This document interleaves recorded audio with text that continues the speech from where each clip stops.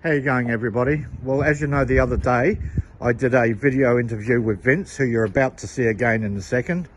In fact, there's the man over there. And these vehicles, including that Winnebago motorhome and all of his antique vehicles, which a couple of people of you asked me the question that, you know, is it okay to use green fuel technology in antique vehicles? Well, yes, it absolutely is. Here's quite a collection that Vince has in his shed. This is actually very similar to one of the vehicles that you would have seen in any of those movies with Elliot Ness. Imagine the gangsters or the police just standing on those sideboards. We've got a number of other vehicles and old motorbikes over here. You've got a Heritage Softail Harley Davidson, an Ariel, and several others. And then here we've got a beautiful old Chevrolet, a Duesenberger. And what type of ute frame is that up there, Vince? 54 Ford F-Series. That's a 54 Ford F-Series ute chassis, which Vince is currently building.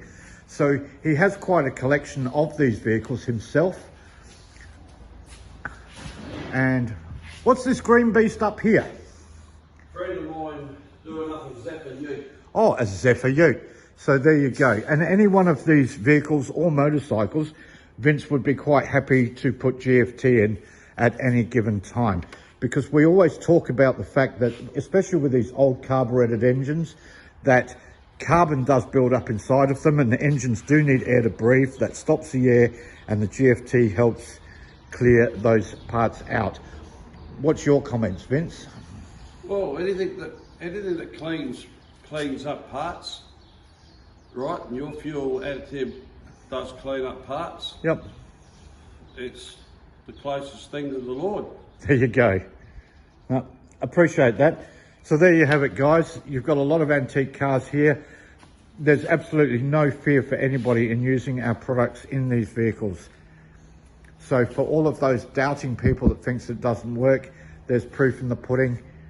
Well, they've all got carbies and they've all got valves and they've all got exhaust pipes. Exactly. Just like any other engine.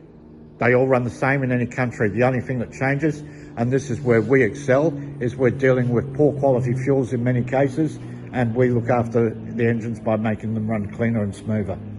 And more fuel economy. Correct. Some of the fuels that come in, you got to have the additive, or you just burn. Your motors run warmer, and the fuel just burns quicker. Yep. As always, a pleasure. Thanks for your time, Vince. No worries.